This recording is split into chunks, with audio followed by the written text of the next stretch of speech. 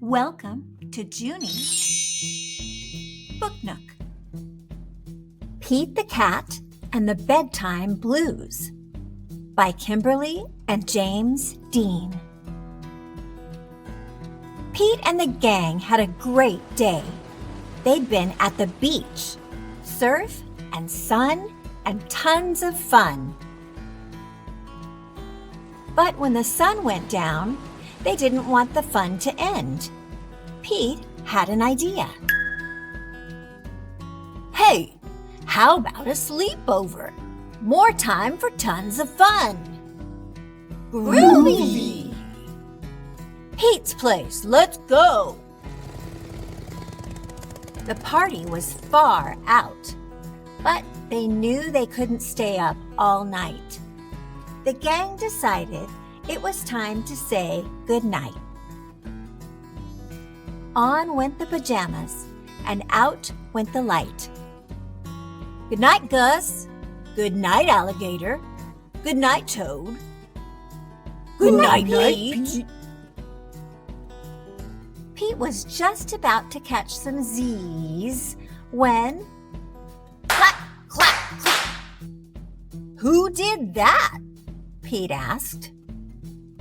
It was me, said Grumpy Toad. I don't want to go to bed. I want to clap instead. Pete covered his head. This cool cat needs to go to bed. Good night, Gus. Good night, Alligator. Good night, Toad. Good night, Pete. Time to sleep. Pete tried again to catch some Z's when... Rat-a-tat-tat! Who did that? Pete asked. It was me, said Gus the platypus. I don't want to go to bed. I want to jam instead. Pete covered his head. This cool cat needs to go to bed. Time to sleep. Good night, Gus. Good night, Alligator. Good night, Toad. Good night, Pete. Pete closed his eyes to catch some Z's when he heard... Munch, munch, munch. Pete had a hunch. It was Alligator. He was always up for eating. What could Pete do?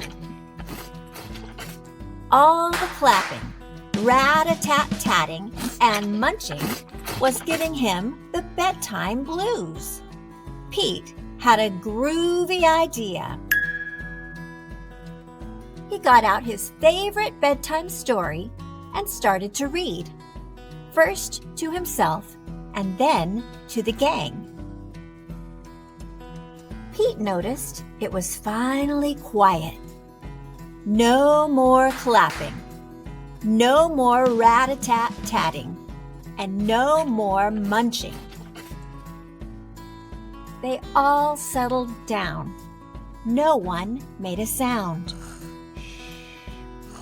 Pete yawned and turned off the light.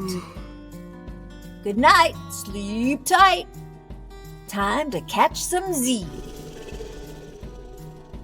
Tomorrow was another day for surfing, sun, and tons of fun. The end. Thank you for watching.